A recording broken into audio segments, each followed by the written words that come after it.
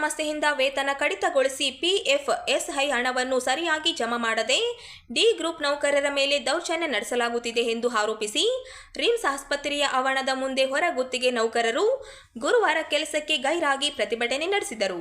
ಮೈಸೂರು ಮೂಲದ ಸ್ವಿಸ್ ಎಂಬ ಗುತ್ತಿಗೆ ಸಂಸ್ಥೆ ಡಿ ಗ್ರೂಪ್ ನೌಕರರ ಮೇಲೆ ಮಾನಸಿಕ ಹಿಂಸೆ ನೀಡುತ್ತಿದೆ. ತಿಂಗಳಿಗೊಮ್ಮೆ ವೇತನ ಜಮಾ ಮಾಡದೆ 3-4 ತಿಂಗಳಿಗೆ ವೇತನ ಜಮಾ ಮಾಡಲಾಗುತ್ತಿದೆ ಎಂದು ದೂರಿದರು. 2 ತಿಂಗಳ ವೇತನ ಬಾಕಿ ಇಟ್ಟು ಇತ್ತೀಚೆಗೆ ವೇತನ ಪಾವತಿ ಮಾಡಿದ್ದು ಅನೇಕರಿಗೆ 3-5 ಸಾವಿರ ವೇತನ ಕಡಿತಗೊಳಿಸಿದ್ದಾರೆ. ಏಜೆನ್ಸಿ ಅವರಿಗೆ ಕೇಳಿದರೆ ಸಮವಸ್ತ್ರ ಬದಲಾವಣೆಗೆ ಕಡಿತಗೊಳಿಸಿದ್ದೇವೆ ಎಂದು ಉಡಾಫೆಯ ಉತ್ತರ ನೀಡುತ್ತಿದ್ದಾರೆ. ಗುತ್ತಿಗೆ ನೌಕರರಿಗೆ ಅತ್ಯಂತ ಕಡಿಮೆ ವೇತನ ಪಾವತಿ ಮಾಡಲಾಗುತ್ತಿದ್ದು ಅದರಲ್ಲಿಯೂ ಸಮವಸ್ತ್ರದ ಹೆಸರಿನಲ್ಲಿ 5,000 ಕಡಿತಗೊಳಿಸಿದ್ದಾರೆ. ಕುಟುಂಬ ನಿರ್ವಹಣೆ ಮಾಡುವುದಾದರೂ ಹೇಗೆ ಎಂದು ಏಜೆನ್ಸಿಯ ವಿರುದ್ಧ ಆಕ್ರೋಶ ವ್ಯಕ್ತಪಡಿಸಿದರು. ರಾಯಚೂರು ವೈದ್ಯಕೀಯ ವಿಜ್ಞಾನಗಳ ಸಂಸ್ಥೆ ರಿಮ್ಸ್ ಬೋಧಕ ಆಸ್ಪತ್ರೆ ಹಾಗೂ ಮೆಡಿಕಲ್ ಕಾಲೇಜಿನಲ್ಲಿ ಕೆಲಸ ಮಾಡಲು ಸಿಬ್ಬಂದಿಯ ಕೊರತೆ ಇದೆ. 3 ಕೆಲಸ ಒಬ್ಬರೇ ಮಾಡಬೇಕಿದೆ. ಗುತ್ತಿಗೆ ಸಂಸ್ಥೆಯವರು ಗೌರವಾನ್ವಿತವಾಗಿ ನಡೆದುಕೊಳ್ಳದೆ ಮಾನಸಿಕ ಹಿಂಸೆ ನೀಡುತ್ತಿದ್ದಾರೆ ಎಂದು ಅಸಮಾಧಾನ ವ್ಯಕ್ತಪಡಿಸಿದರು.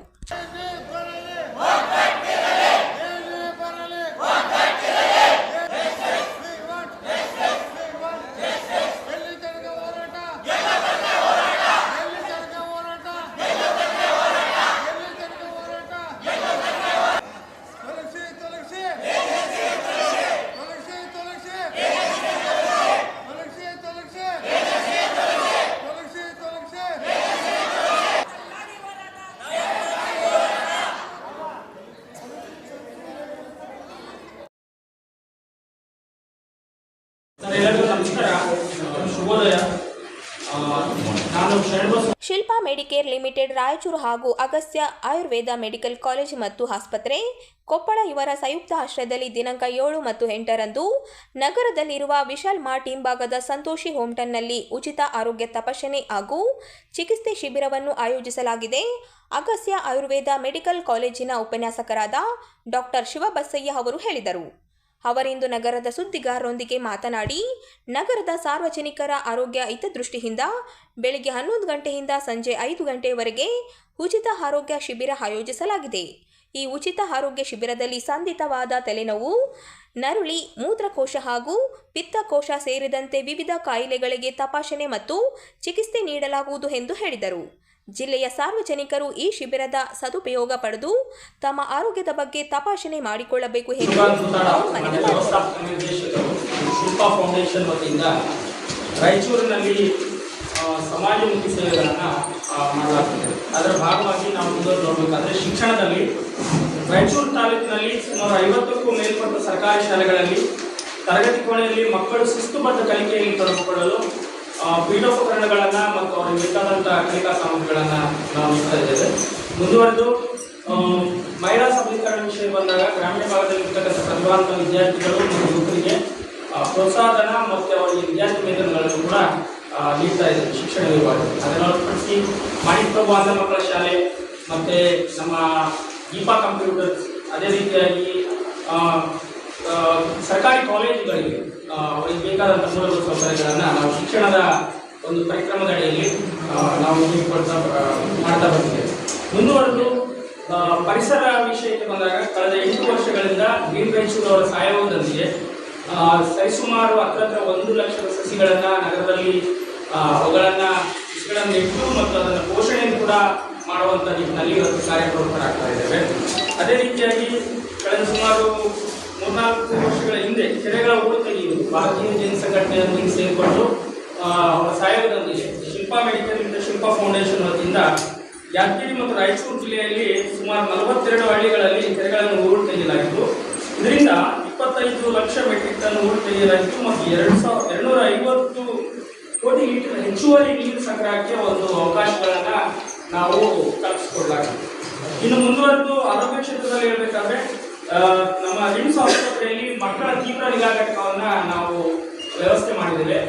ಅದರ ಜೊತೆಗೆ ENT ವಿಭಾಗದಲ್ಲಿ ಯುಎನ್ ಚಾನಲ್ ಡಯಾಗ್ನೋಸ್ಟಿಕ್ ಬೇಗ ಅಂತ ಕೊಟ್ಟಿದ್ದೇವೆ. ಇದು ಮಕ್ಕಳ ಒಂದು ಆಲಿಸುವಿಕೆ, ಅಂದರೆ ಮಕ್ಕಳನ್ನ ಎಷ್ಟು ಮಕ್ಕಳು ಅದಕ್ಕೆ ಒಂದು ಬರ್ತ್ ಆಗಿರ್ತವೆ ಅಂತ ಮಕ್ಕಳಿಗೆ ಆಲಿಸುವ ಒಂದು ಸಾಮರ್ಥ್ಯ ಯಾವ ಮಟ್ಟದಲ್ಲಿದೆ ಅಂತ ಪರೀಕ್ಷೆ ಮಾಡುವ ಒಂದು ಅತ್ಯುತ್ತಮ ಯಂತ್ರವನ್ನು ಆಗಿದೆ. ಇದೊಂದು ನಾವು ಮಾಡಿದ್ದೇವೆ.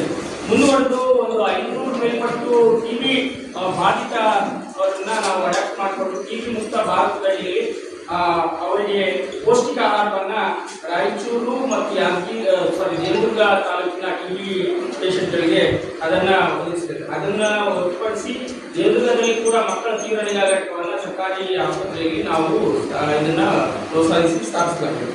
ಮುಂದುವರೆದು ಈಗಾಗಲೇ ನಾನು ಈ ಪತ್ರಿಕಾಗೋಷ್ಠಿಯ ಮುಖ್ಯ ಉದ್ದೇಶ ನಾವು ದಿನಾಂಕ 7 ಮತ್ತು 8ರಂದು ಸಂತೋಷಿ ಹೋಮ್ಸ್ಟೇಲ್ ವಿಶಾಲ್ ಮಾರ್ಟ್ ಹಿಂದುಗಡೆ ಆರೋಗ್ಯ ಶಿಬಿರವನ್ನು ನಾವು ಹಮ್ಮಿಕೊಂಡಿದ್ದೇವೆ. ಅಗಸ್ತ್ಯ ಆಯುರ್ವೇದಿಕ್ ಮೆಡಿಕಲ್ ಕಾಲೇಜು ಕೊಪ್ಪಳ ಇವರು ಅದರಲ್ಲಿ ವೈಸ್ ಚೇರ್ಮನ್ ಆಗಿರುವಂತಹ ಡಾಕ್ಟರ್ ಲೋಕೇಶ್ ಟೇಕಲ್ ಅವರು ಇದು ಈ ಹಿಂದೆ ನಮ್ಮ ಸ್ವಾಮಿ ವಿವೇಕಾನಂದ ಸಮಗ್ರ ಆರೋಗ್ಯ ಕೇಂದ್ರ ಮತ್ತೆ ಮಂತ್ರಾಲಯ ಸ್ವಾಮೀಜಿಗಳ ನೇತೃತ್ವದಲ್ಲಿ ಈ ಹಿಂದೆನೂ 2 ನಮ್ಮ ಆರೋಗ್ಯ ಶಿಬಿರಗಳನ್ನು ಕೂಡ ಮಾಡಲಾಗಿದೆ. ಮುಂದುವರೆದು ಇವತ್ತು ಮತ್ತೆ ಅವರು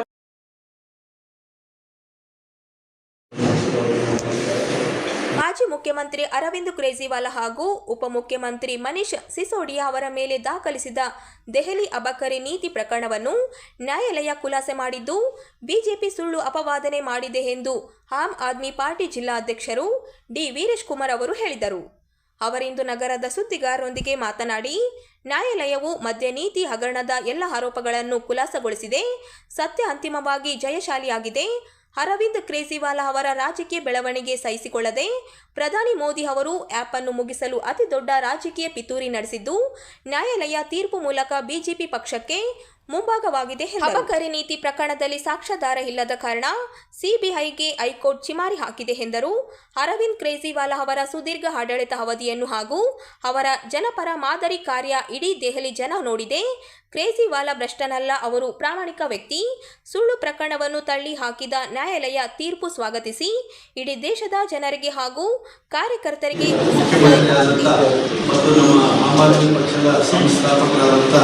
ಕೇಜ್ರಿವಾಲ್ ಅವರು ಮತ್ತು ಉಪಮುಖ್ಯಮಂತ್ರಿ ಆದಂಥ ಮನೀಶ್ ಸಿಸೋಡಿಯಾ ಅವರು ದಿಲ್ಲಿ ಅಬಕಾರಿ ಪ್ರಕರಣದಲ್ಲಿ ಖುಲಾಸೆಗೊಂಡ ಮೊನ್ನೆ ಏನು ತೀರ್ಪು ಬಂದಿದೆ, ಆ ತೀರ್ಪಿನ ಒಂದು ಅಂಗವಾಗಿ ನಾವು ಪತ್ರಿಕಾಗೋಷ್ಠಿ ಮಾಡ್ತಾ ಇದ್ದೀವಿ. ಯಾಕಪ್ಪ ಅಂತಂದರೆ ಇದು ಬಹಳಷ್ಟು ಗೊಂದಲಮಯವಾದಂಥ ವಾತಾವರಣ ಸೃಷ್ಟಿ ಮಾಡಿದೆ. ಈ ಇಡಿ ಮತ್ತು ಸಿಬಿಐ ಅವರು 2024ರಲ್ಲಿ ನಮ್ಮ ಆಮ್ ಆದ್ಮಿ ಪಕ್ಷದ ಮುಖ್ಯಮಂತ್ರಿಯವರು ಆಡಳಿತದಲ್ಲಿ ಇದ್ದಂತಹ ಸಮಯದಲ್ಲಿ ಅವ್ರನ್ನ ಇಡಿಯವರು ಬಂಧನಕ್ಕೆ ಒಳಗೊಂಡಿದ್ದರು. 6 ತಿಂಗಳಿಗೆ ಜೈಲುವಾಸ ಮಾಡಿದ್ರು. ಅದಾದ ನಂತರ ಮನೀಶ್ ಸಿಸೋಡಿಯಾವನ್ನು ಅರೆಸ್ಟ್ ಮಾಡಿದ್ರು. ಅವರಿಗೆ 1 ವರ್ಷಗಳ ಕಾಲ ಜೈಲಲ್ಲಿಡಲಾಯಿತು. ಅದಾದ ನಂತರ ಸಂಜಯ್ ಸಿಂಗ್ ಅವರಿಗೆ ಅರೆಸ್ಟ್ ಮಾಡಲಾಯಿತು. ಅವರಿಗೊಂದು 3 ತಿಂಗಳ ಜೈಲಲ್ಲಿಡಲಾಯಿತು. ಅದಕ್ಕೂ ಮುಂಚೆ ಇವರು ಡ್ರಗ್ ಮತ್ತು ಮೆಡಿಸನ್ ಒಂದು ಇದರಲ್ಲಿ ಮತ್ತು ಸತ್ಯೇಂದ್ರ ಜೈನ್ ಅವರಿಗೆ 2 ವರ್ಷಗಳ ಕಾಲ ಜೈಲಲ್ಲಿದೆ. ಸಂದೀಪ್ ಪಾಠಕ್ ಅಂತ ಹೇಳಿ ಅವರು ನಮ್ಮ ರಾಷ್ಟ್ರೀಯ ಅಧ್ಯಕ್ಷ, ಅವರಿಗೂ ಒಳಗೆ ಬಂಧನ ಮಾಡಲಾಯಿತು. ಇದರ ಉದ್ದೇಶ ಏನಂತಂದರೆ ಆಮ್ ಆದ್ಮಿ ಪಕ್ಷ ಬೆಳಿಬಾರ್ದು ಮತ್ತು ಆಮ್ ಆದ್ಮಿ ಪಕ್ಷ ದೆಹಲಿಯಲ್ಲಿ ಮುಂದೆ ಬರಬಾರ್ದು, ಸರ್ವಾಧಿಕಾರ ತಗೊಂಡು ಮುಂದೆ ಹೋಗ್ಬೇಕಂತ ಕೆಲಸ ಈ ನರೇಂದ್ರ ಮೋದಿ ಅವರ ಆಡಳಿತ ಮತ್ತು ಅಮಿತ್ ಶಾ ಅವರು ಇಂದಿನಿಂದ ಷಡ್ಯಂತ್ರ ಮಾಡಿ ಒಂದು ಸುಳ್ಳು ಆಪಾದನೆ ಮಾಡಿ ಮೋಸದಿಂದ ಇವರು ಸುಳ್ಳು ಆರೋಪಗಳ ಪಟ್ಟಿಯಲ್ಲಿ ಸೇರಿಸಿ ಸಿಬಿಐ ಮತ್ತು ಇಡಿ ಅವರನ್ನು ಮೇಲಿಂದ ಮೇಲೆ ದಾಳಿ ಮಾಡಿಸಿ ಈ 5 ಜನರನ್ನು ಬಂಧನಕ್ಕೆ ಒಳಗೆ ಮಾಡಿ ಈ ಪಕ್ಷವನ್ನು ಉಳಿಸಬೇಕು ಎಂಬ ಲೆಕ್ಕದಿಂದ ಅವರು ಈ ರೀತಿಯಾದಂಥ ಒಂದು ಕುತಂತ್ರ ಮಾಡಿ ಕೇಜ್ರಿವಾಲ್ ಅವರಿಗೆ ಅಬಕಾರಿ ನೀತಿಯ ಪ್ರಕರಣದಲ್ಲಿ ಬಂಧನಕ್ಕೊಳಗಾಗಿ ಮಾಡಿ 500 ಕೋಟಿ ರೂಪಾಯಿ ಅವ್ರ ಮೇಲೆ ಆಪಾದನೆ ಮಾಡಿದ್ರು. ನಾವೆಲ್ಲ ಕಾರ್ಯಕರ್ತರು 2023 ಚುನಾವಣೆ ಆದ ನಂತರ ಇಲ್ಲಿ 2024ನೇ ಚುನಾವಣೆ ದೆಹಲಿಯಲ್ಲಿ ಆದ ಮೇಲೆ ನಾವು ಸಂಘಟನೆ ಮಾಡುವ ಸಂದರ್ಭದಲ್ಲಿ ಎಲ್ಲರೂ ಕೇಳೋದು, ಏನ್ರಿ ಕೇಜ್ರಿವಾಲ್ ಇಷ್ಟೆಲ್ಲ ದೊಡ್ಡ ಹಗರಣ ಮಾಡಿದ್ದಾರೆ, ನಿಮ್ಮ ಪಕ್ಷ ಪ್ರಾಮಾಣಿಕವಾದ ಪಕ್ಷ ಅಂತ ಹೇಳ್ತಾರೆ, ಅಲ್ಲಿ ನೋಡಿದರೆ 500 ಕೋಟಿ ಹಗರಣ ಮಾಡಿ ಒಳಗೆ ಅವರೆಲ್ಲ ಅರೆಸ್ಟ್ ಆಗಿದ್ದಾರೆ, ಇಡಿ ಸಿಬಿಐ ಮಾಡಿದ್ದಾರೆ ಅಂತಂದರೆ ಮತ್ತು ಅವರು ಸಾಮಾನ್ಯರಲ್ಲ, ಅದು ನಿಜ ಇರ್ಬೋದು ಅಂತೇಳಿ ಎಲ್ಲ ಕಡೆ ದೇಶದಲ್ಲೆಲ್ಲ ಒಂದು ಗೊಂದಲಮಯವಾದಂಥ ವಾತಾವರಣ ಸೃಷ್ಟಿ ಮಾಡಿದ್ದಾರೆ. ನಾವು ಇವತ್ತಿಗೂ ಪ್ರಧಾನಮಂತ್ರಿ ನರೇಂದ್ರ ಮೋದಿ ಅವರಿಗೆ ಗೌರವ ಕೊಡ್ತೇವೆ, ಅವ್ರಿಗೆ ಸನ್ಮಾನ ಮಾಡ್ತೇವೆ, ಅವ್ರಿಗೆ ಸನ್ಮಾನ ಮಾಡ್ತೇವೆ, ಯಾಕಂದ್ರೆ ನಮ್ಮ ದೇಶದ ಪ್ರಧಾನಮಂತ್ರಿ. ಆದರೆ ಮೊನ್ನೆ ಬಂದಂಥ ತೀರ್ಪು ಬಂದ ನಂತರ ನಮಗೆ ಬಹಳ ಒಂದು ಸಂತೋಷ ಮತ್ತು ಒಂದು ಕಡೆ ದುಃಖಮಯವಾದಂಥ ವಾತಾವರಣ. ಪ್ರಧಾನಮಂತ್ರಿ ಸಿಗಬೇಕಾದಂತ ನ್ಯಾಯವನ್ನು ನಾವು ಕೇಳೋದಕ್ಕೆ ಪ್ರಕರಣ ದಾಖಲಿಸಿದ್ರೆ ಮಾನ್ವಿ ತಾಲೂಕಿನ ತಡಕಲ್ ಗ್ರಾಮದಲ್ಲಿ ನಾಯಕ ಸಮುದಾಯದ ಮೇಲೆ ದೌರ್ಜನ್ಯ ನಡೆಸಿ ಸುಳ್ಳು ಪ್ರಕರಣ ದಾಖಲಿಸಿದ ಪೊಲೀಸ್ ಅಧಿಕಾರಿಗಳ ವಿರುದ್ಧ ಕ್ರಮ ಕೈಗೊಂಡು ಸಿಂಧನೂರು ಡಿವೈಎಸ್ಪಿ ಮತ್ತು ಸಿರುವಾರ ಸಿಪಿಐ ಅವರನ್ನು ತಕ್ಷಣವೇ ಅಮಾನತು ಮಾಡಬೇಕು ಎಂದು ಮಹೇಂದ್ರ ನಾಯಕ ಅವರು ಒತ್ತಾಯಿಸಿದರು. ಅವರಿಂದು ನಗರದ ಸುದ್ದಿಗಾರರೊಂದಿಗೆ ಮಾತನಾಡಿ, ಮಾನ್ವಿ ತಾಲೂಕಿನ ತಡಕಲ್ ಗ್ರಾಮದಲ್ಲಿ ಫೆಬ್ರವರಿ 28ರಂದು ಈ ಗ್ರಾಮದ ಲಿಂಗಾಯತ ಸಮುದಾಯಕ್ಕೆ ಸೇರಿದ ಬಸವಲಿಂಗ ತಂದೆ ಅಮರೇಶ, ಅಮರೇಶ ತಂದೆ ಬಸಣ್ಣ, ಅಯ್ಯಣ್ಣ ತಂದೆ ಬಸಣ್ಣ, ನಾಗರಾಜ ತಂದೆ ಬಸಣ್ಣ, ಶರಣಪ್ಪ ತಂದೆ ಬಸಣ್ಣ, ಸೋಮಶೇಖರ್ ತಂದೆ ಅಯ್ಯಣ್ಣ, ಸುನಿಲ್ ತಂದೆ ಅಯ್ಯಣ್ಣ, ಪ್ರವೀಣ್ ತಂದೆ ಬಸವರಾಜ ಸೇರಿ ಇನ್ನಿತರ ಸಹಚರರು ಸೇರಿ ನಾಯಕ ಸಮುದಾಯದ ಜನರ ಮೇಲೆ ಉದ್ದೇಶಪೂರ್ವಕವಾಗಿ ಜಾತಿ ನಿಂದನೆ ಹಾಗೂ ಮಾರಣಾಂತಿಕ ಹಲ್ಲೆ ನಡೆಸಲಾಗಿದೆ ಎಂದು ಆರೋಪಿಸಿದರು. ಈ ದೌರ್ಜನ್ಯಕ್ಕೆ ಅಂತರ್ಜಾತಿ ವಿವಾಹ ಕಾರಣವೆಂದು ಆರೋಪಿಸಲಾಗಿದೆ. 6 ತಿಂಗಳ ಹಿಂದೆ ನಡೆದ ಅಂತರ್ಜಾತಿ ವಿವಾಹ ಪ್ರಕರಣ ತಳ್ಳಿ ಹಾಕುವ ಪ್ರಯತ್ನ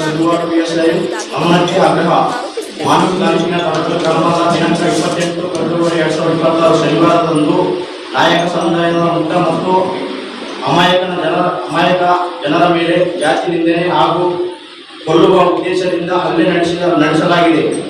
ಇದೇ ಗ್ರಾಮದ ಲಿಂಗಾಯತ ಸಮುದಾಯಕ್ಕೆ ಸೇರಿದ ಬಸಲಿಂಗ ತಂದೆ ಅಮರೇಶ ತಂದೆ ಬಸಣ್ಣ, ಅಣ್ಣಯ್ಯ ತಂದೆ ಸುನಿಲ್, ಪ್ರವೀಣ್ ತಂದೆ ಬಸವರಾಜ್ ಹಾಗೂ ಇನ್ನು ಇತರರು ಈಗೂ ದೌರ್ಜನ್ಯಸಿಗಿದ್ದಾರೆ. ಪ್ರಕರಣ ದಿಕ್ಕು ತಪ್ಪಿಸುವ ಯತ್ನ. ಈ ದೌರ್ಜನ್ಯದ ಪ್ರಕಟಣೆ ಹಾಗೂ ಗ್ರಾಮದಲ್ಲಿ ದಿನಾಂಕ 22 ಘಟನೆಗೆ 6 ತಿಂಗಳ ಹಿಂದೆ ನಡೆದ ಅಂತರ್ಜಾತಿ ವಿವಾಹವೇ ಕಾರಣ ಎಂದು ಬಿಸಿ ಪ್ರಕರಣವನ್ನು ತಳ್ಳಹಾಕುವ ಕುತಂತ್ರ ನಡೆಯುತ್ತಿದೆ. ಆದರೆ ಇದು ಶುದ್ಧ ಸುಳ್ಳು. ಆ ವಿವಾಹಿತ ದಂಪತಿಗಳು ಸ್ವಂತ ಹೇಳಿಕೆ ನೀಡಲು ಸಿದ್ಧರಿದ್ದು ಅವರಿಂದ ಯಾರಿಗೆ ಯಾವುದೇ ರೀತಿಯ ಸಮಸ್ಯೆ ಇಲ್ಲ ಎಂಬುದು ಸ್ಪಷ್ಟವಾಗಿದೆ. ಇದು ಕೇವಲ ನೈಜ ದೌರ್ಜನ್ಯವನ್ನು ಮುಚ್ಚಿ ಹಾಕುವ ಹಾಗೂ ಆರೋಪಿಗಳನ್ನು ರಕ್ಷಿಸುವ ಹುನ್ನಾರವಷ್ಟೇ. ಘಟನೆಯಲ್ಲಿ ಗಾಯಗೊಂಡ ಬಾಧಿತರು ಆಸ್ಪತ್ರೆಯಲ್ಲಿ ಚಿಕಿತ್ಸೆ ಪಡೆಯುತ್ತಿದ್ದಾಗ ಸಂತಪ್ತರ ಹನುಮಂತನ ಹಾಗೂ ಇನ್ನೂ ಇತರ ಬಾಧಿತರ ಪರವಾಗಿ ನ್ಯಾಯ ಕೇಳಲು ಹಾಗೂ ಪ್ರಕರಣ ದಾಖಲಿಸಲು ನಾಯಕ ಸಮಾಜದ ಹಿರಿಯ ಮುಖಂಡರಾದ ಶ್ರೀ ಲಿಂಗಯ್ಯ ನಾಯ್ಕ್ ಸೈದಾಪುರ್, ಮಾಂತೇಶ್ ನಾಯ್ಕ್ ತಡಕಲ್ ಮತ್ತು ಮಲ್ಲಯ್ಯ ತಡಕಲ್ ಅವರು ಕವಿತಲ್ ಪೊಲೀಸ್ ಠಾಣೆಯ ತೆರಳಿದರು. ಆದರೆ ಕವಿತಲ್ ಠಾಣೆಯ ಪೊಲೀಸರು ರಾಜಕೀಯ ಮುಖಂಡರು ಹಾಗೂ ಮೇಲಾಧಿಕಾರಿಗಳ ಒತ್ತಡಕ್ಕೆ ಮಣಿದು ಶನಿವಾರ ಮಧ್ಯಾಹ್ನ 3 ಗಂಟೆಗೆ ನಡೆದ ಘಟನೆಗೆ ಭಾನುವಾರ ಬೆಳಗಿನ ಜಾವ ಮುಂಜಾನೆ 4 ಗಂಟೆಯವರೆಗೆ ಠಾಣೆಯ ಮುಂದೆ ಹೋರಾಟ ಮಾಡಿ ಮೇಲಾಧಿಕಾರಿಗಳಾದ ಎಸ್ಪಿ ಅವರಿಗೆ ವಿಷಯ ತಿಳಿಸಿರುವು ಎಂದು ಹೇಳುವವರೆಗೆ ಎಫ್ಐಆರ್ ದಾಖಲಿಸದೆ ವಿಳಂಬ ನೀತಿ ಅನುಸರಿಸುತ್ತಿದ್ದಾರೆ. ಅಲ್ಲದೆ ರಾಯಚೂರು ಜಿಲ್ಲೆಯ ಸಿಂಧನೂರು ಸಬ್ ಡಿವಿಷನ್ ಯುಎಪಿಐ ಅವರ ಕುಮ್ಮಕ್ಕಿನಿಂದ ಹಾಗೂ ಇವರ ಸರ್ವಾಧಿಕಾರ ನಡೆಯಿಂದ ನಾಯಿ ಕೇಳಲು ಹೋದ ನಮ್ಮ ಸಮುದಾಯದ ಹೋರಾಟಗಾರರ ಮೇಲೆ ದುರುದ್ದೇಶಪೂರ್ವಕವಾಗಿ ಕೌಂಟರ್ ಎಫ್ಐಆರ್ ದಾಖಲಿಸಲಾಗಿದೆ. ಶೋಷಿತ ವರ್ಗದ ಮೇಲೆ ಕನಿಷ್ಠ ಕಾಳಜಿಯೂ ಇಲ್ಲದ ಪೊಲೀಸ್ ಇಲಾಖೆ ಈ ತಾರತಮ್ಯ ನೀತಿಯನ್ನು ನಾವು ತೀವ್ರವಾಗಿ ಖಂಡಿಸುತ್ತೇವೆ. ಪ್ರಮುಖ ಆಗ್ರಹಗಳು: ಡಿವೈಎಸ್ಪಿ ಮತ್ತು ಸಿಪಿಐ ಅಮಾನತು, ಸರ್ವಾಧಿಕಾರಿ ದೂರ ತೋರಿದ ಸಿಂಧನೂರು ಸಬ್ ಡಿವಿಷನ್ ಡಿವೈಎಸ್ಪಿ ಮತ್ತು ಶಿಲ್ವಾರ್ ಸಿಪಿಐ ಅವರನ್ನು ತಕ್ಷಣ ಅಮಾನತು ಮಾಡಬೇಕು. ಪೊಲೀಸರ ವಿರುದ್ಧ ಕ್ರಮ. ಅನ್ಯಾಯದ ವಿರುದ್ಧ ದನಿ ಎತ್ತಿದ ಮುಖಂಡರ ಮೇಲೆ ರಾಜಕೀಯ ಒತ್ತಡದಿಂದ ಸುಳ್ಳು ಪ್ರಕರಣ ದಾಖಲಿಸಿದ ಕವಿತಲ್ ಠಾಣೆಯ ಅಧಿಕಾರಿಗಳ ವಿರುದ್ಧ ಕಠಿಣ ಕ್ರಮ ಜರುಗಿಸಬೇಕು. ಆರೋಪಿಗಳ ಬಂಧನ, ದೌರ್ಜನ್ಯ ಎಸಗಿದ ಹಾಗೂ ಅದಕ್ಕೆ ಕುಮ್ಮಕ್ಕು ನೀಡಿದ ಎಲ್ಲ ಆರೋಪಿಗಳನ್ನು ಶೀಘ್ರವೇ ಬಂಧಿಸಿ ನ್ಯಾಯಾಂಗ ಬಂಧನಕ್ಕೆ ಒಪ್ಪಿಸಬೇಕು. ಪಾರದರ್ಶಕ ತನಿಖೆ ಮತ್ತು ನ್ಯಾಯ ಶೋಷಿತ ವರ್ಗದ ಬಾಧಿತರಿಗೆ ಪಾರದರ್ಶಕ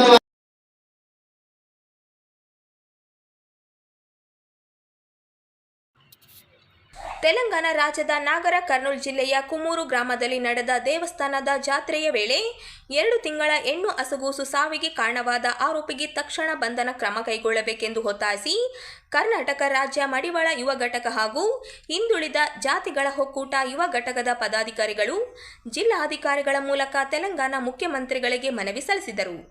ಮನವಿಯಲ್ಲಿ ತಿಳಿಸಿರುವಂತೆ ಫೆಬ್ರವರಿ 18, 2026ರಂದು ನಾಗರ ಕರ್ನೂಲ್ ಜಿಲ್ಲೆಯ ಕುಮೂರ ಗ್ರಾಮದಲ್ಲಿ ಮಲ್ಲಯ್ಯ ಸ್ವಾಮಿ ಜಾತ್ರೆ ನಡೆಯುತ್ತಿದ್ದ ಸಂದರ್ಭದಲ್ಲಿ ಅಪಾರ ಸಂಖ್ಯೆಯಲ್ಲಿ ಭಕ್ತರು ದೇವಸ್ಥಾನದ ದರ್ಶನಕ್ಕೆ ಆಗಮಿಸಿದ್ದರು. ಈ ವೇಳೆ ಗ್ರಾಮದ ಸರಪಂಚ ಶ್ರೀನಿವಾಸ ರೆಡ್ಡಿ ಅವರು ದೇವಸ್ಥಾನದ ದರ್ಶನಕ್ಕೆ 100 ರೂಪಾಯಿ ಟಿಕೆಟ್ ಶುಲ್ಕ ನಿಗದಿಪಡಿಸಿದರು ಎನ್ನಲಾಗಿದೆ. ಇದನ್ನು ಪ್ರಶ್ನಿಸಿದ ಮಡಿವಾಳ ಸಮಾಜದ ವ್ಯಕ್ತಿಯೊಬ್ಬರು, ಬಡ ಭಕ್ತರಿಗೆ ಈ ಶುಲ್ಕ ಭರಿಸುವುದು ಕಷ್ಟವಾಗುತ್ತದೆ, ದಯವಿಟ್ಟು ದರವನ್ನು ಕಡಿಮೆ ಮಾಡಬೇಕು ಎಂದು ಮನವಿ ಮಾಡಿದಾಗ ಸರ್ಪಂಚರು ಆಕ್ರೋಶಗೊಂಡು ಆ ವ್ಯಕ್ತಿಯನ್ನು ಕರೆದಿಟ್ಟು ಹಲ್ಲೆ ನಡೆಸಿದ್ದಾರೆ ಎಂದು ಆರೋಪಿಸಲಾಗಿದೆ. ಆದ್ದರಿಂದ ಆರೋಪಿಯಾದ ಶ್ರೀನಿವಾಸ ರೆಡ್ಡಿಯನ್ನು ತಕ್ಷಣ ಬಂಧಿಸಿ ನ್ಯಾಯಾಂಗ ವಶಕ್ಕೆ ನೀಡಿ ಕಠಿಣ ಶಿಕ್ಷೆ ವಿಧಿಸಬೇಕೆಂದು ಒತ್ತಾಯಿಸಲಾಗಿದೆ. ಈ ಸಂದರ್ಭದಲ್ಲಿ G Venkatesha Madivala, Y Narasappa, G Sugappa, B Virupakshi, G Venkatesh, Husanappa, E Chandrappa, Jamuna Keshava, U Anjaneya, U Hanumanthu, Chandrashekhara Madhu, N Vinay Kumar, Gundappa, G Shankaragowda, Ravikumar, K Hanumanthu, Ramesh Vagunti, Ashwini Santosh, Uma, Veeresh, Roopa, Lavanya, T Vishala, M Raju, K Raghavendra, Jayarama, G Eresh, Ashok, Thimmappa, Shivakumar, Eresh, Veeresh ಸೇರಿದಂತೆ ಮಡಿವಾಳ ಸಮಾಜದ ಯುವಕರು ಉಪಸ್ಥಿತರಿದ್ದರು. 18ನೇ ತಾರೀಕಿನಲ್ಲಿ ರಂದು ನಾಗರ್ ಕರ್ನೂಲ್ ಗ್ರಾಮದ ನಮ್ಮ ಮಡಿವಾಳ ಸಮಾಜದ ಒಂದು ಹಸುಗೂಸಿನ ದೇವರ ದರ್ಶನಕ್ಕೆ ಅಂತ ಹೋದಾಗ ನೀನು ಕೀಳು ಸಮಾಜದವ, ಇಲ್ಲಿ ಒಳಗಡೆ ಬರಬಾರ್ದಂತೇಳಿ ಒಂದು ಸರ್ಪಂಚ್ ಶ್ರೀನಿವಾಸ ರೆಡ್ಡಿ ಏನು ಕೃತ್ಯ ಎಸಗಿದ್ದಾನೆ. ಬಹಳ ನಾವು ಇಡೀ ಮಡಿವಾಳ ಸಮಾಜ ಇಡೀ ರಾಜ್ಯಾದ್ಯಂತಲ್ಲ, ಇಡೀ ದೇಶಾದ್ಯಂತ ನಾವು ಇದನ್ನು ಖಂಡಿಸ್ತೀವಿ. ಇಡೀ ದೇಶಾದ್ಯಂತ ನಾವು ಇದನ್ನು ಪ್ರತಿಭಟನೆ ಮಾಡ್ತಾ ಇದ್ದೀವಿ. ಹಾಗೂ ಎಲ್ಲ ರಾಜ್ಯದಿಂದ ಎಲ್ಲ ಕಡೆಗೆ ಕರೆ ಕೊಟ್ಟಿದ್ದೀವಿ. ಹೀಗಾಗಿ ನಾವು ಇವತ್ತು ಮಡಿವಾಳ ಸಮಾಜದಿಂದ ಇವತ್ತು ಯುವ ಮೋರ್ಚಾ ವತಿಯಿಂದ ನಾವೇನು ಮನವಿ ಪತ್ರ ಈಗ ಜಿಲ್ಲಾಧಿಕಾರಿಗೆ ಮನವಿ ಸಲ್ಲಿಸಿದ್ದೀವಿ. ಇಂಥ ಕೃತ್ಯವನ್ನು ಎಸಗಿದವ್ರನ್ನ ಕರ್ನಾಟಕ ಸರ್ಕಾರ ತೆಲಂಗಾಣ ಸರ್ಕಾರ, ಕಾಂಗ್ರೆಸ್ ಸರ್ಕಾರ ತಕ್ಷಣವೇ ಅವ್ರನ್ನ ಬಂಧಿಸಬೇಕು. ಅವರಿಗೆ ಆಗಿರ್ತಕ್ಕಂಥ ಅನ್ಯಾಯವನ್ನು ಖಂಡಿಸಿ ಅವ್ರನ್ನ ತಕ್ಷಣವೇ ಜೈಲಿಗೆ ಕಳಿಸಬೇಕು.